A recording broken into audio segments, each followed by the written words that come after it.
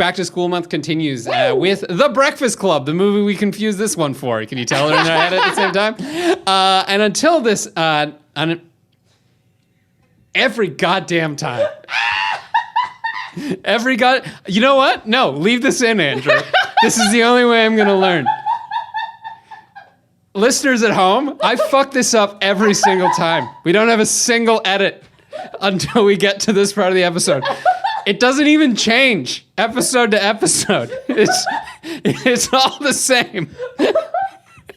It's all the same. I'm going to do that again.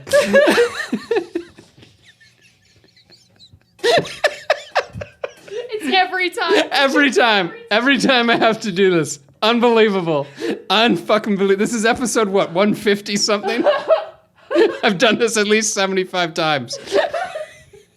Jesus. Oh, here we go. And that's it for us this week. Next week, Back to School Month continues with The Breakfast Club. Until then, this is The Villain Was Right, reminding you not to date your ex-stepbrother. Oh, you're so funny. You're so funny. That was cute. I fucking was hallucinating when you got to that last sentence and you flopped it. I was like, unreal.